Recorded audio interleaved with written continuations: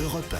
Le grand direct des médias, Jean-Marc Morandini. Et le fait média du jour, c'est donc cette polémique autour de la nouvelle star accusée, je cite, de racisme ordinaire. La production du télécrochet de D8 est prise pour cible par un candidat d'origine sud-coréenne qui estime avoir été l'objet de moqueries. Jérôme Yanichenko, bonjour. Bonjour Jean-Marc. Vous êtes notre expert média et ce candidat, les téléspectateurs ont pu le découvrir il y a quelques jours lors des auditions. Oui, c'était le 16 février dernier. Elodie Frégé, Joey Starr, Sinclair et André Manoukian, les 4 jurés de cette édition 2016 de Nouvelle Star, sont à Lyon pour sélectionner les apprentis chanteurs qui poursuivront l'aventure du télécrochet.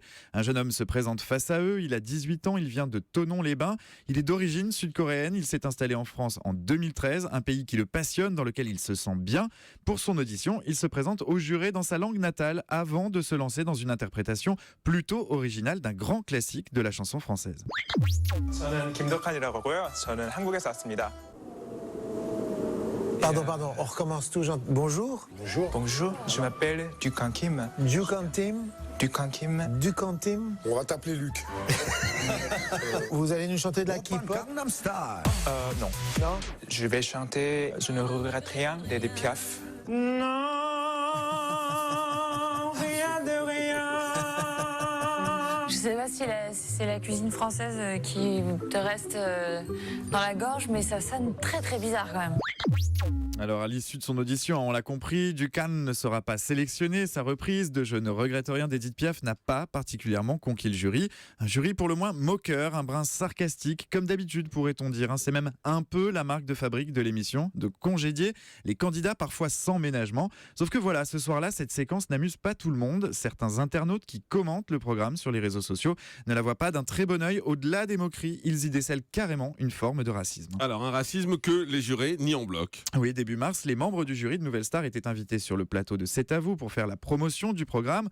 Anne-Elisabeth Lemoine les interroge sur leurs réactions parfois un peu vexantes face à certains candidats qui peuvent donc se sentir froissés. Sinclair et Joey Starr reviennent notamment sur leurs commentaires après la prestation de ce candidat.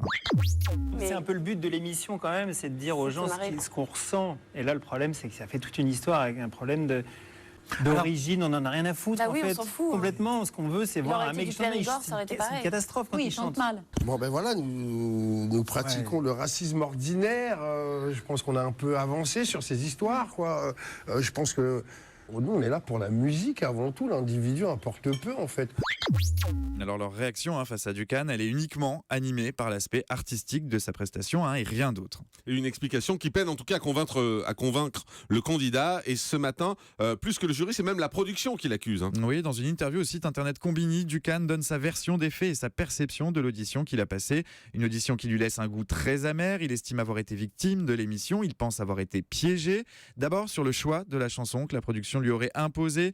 Il aurait préféré interpréter autre chose qu'un titre d'Edith Piaf. Il voulait chanter I Believe I Can Fly de R. Kelly, mais on ne lui en a pas laissé l'occasion.